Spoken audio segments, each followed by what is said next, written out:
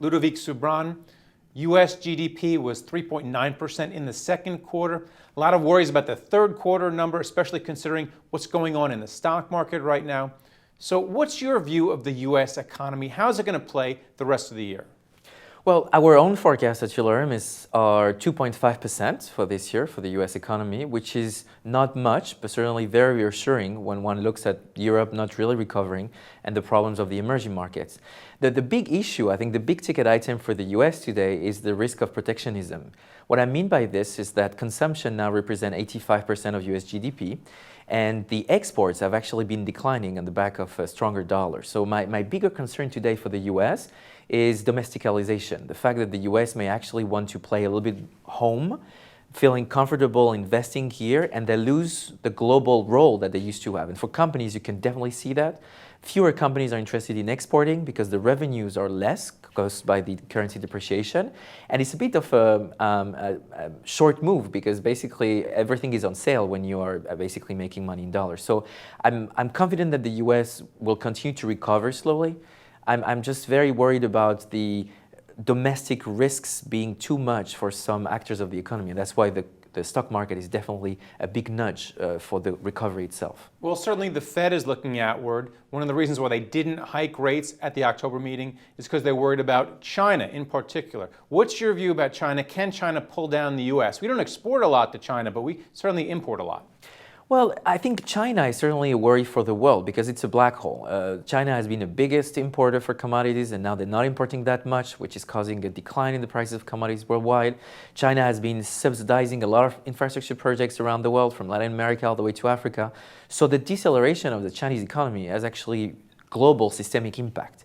I do not think that China is causing or could cause a global recession, but what I know is that it's certainly causing a trade contraction. If you look at global trade, it has actually contracted by 14% in value in the first half of the year, which means that the fact that China is not importing that much, the fact that the Chinese economy is a worry for the world has caused China to export deflation to the rest of the world, and this is a problem also for the US, because the problem is, when you look at the Chinese numbers and when you look at the role that China plays in the Southeast Asia value chains, the US signing the TPP, the Trans-Pacific Trade Agreement, could be a bit at risk should this entire sub-region be affected further by China.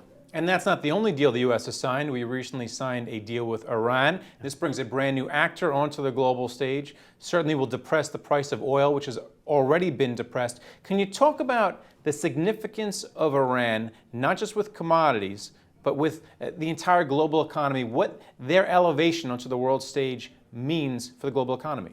Well, Iran is a regional stabilizer, meaning you have 80 million people. Iran is as big as Egypt, extremely qualified, meaning a lot of human capital, a manufacturing sector that was vibrant, the car industry, the chemicals, but also the machinery and equipment.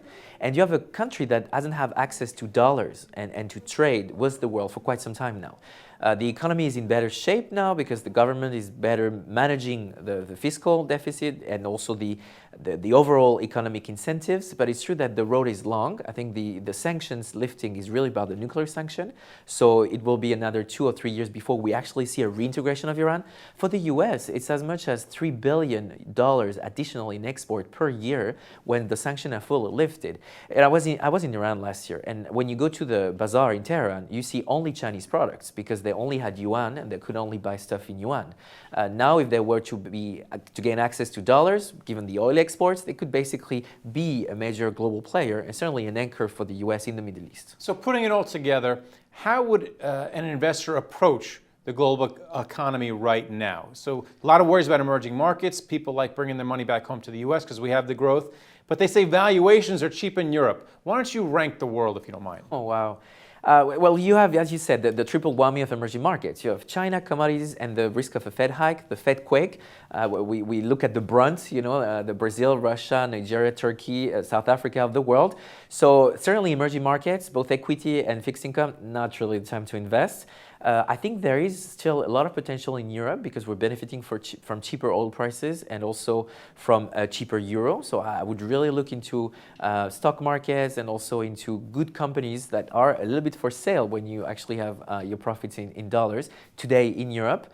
I would also, I wouldn't throw a stone at people that are trying to bring back the money home because basically the US is growing at best, at as fast as the world. So it feels good to be here, and the business practices are easy for everybody to understand. So if I look at the world today, I would be a bit more bullish on equity. I think there is still a cycle out there, including in the US equities. There are still a little bit of pockets of bubbles, and we know the biotechs and all these startups that maybe are overcapitalized. But I think there is very good money to make still. I'm really interested into the energy sector because my own scenario is that there will be an increase in energy, and so now everything is very cheap. Because everybody has been postponing their investment plans.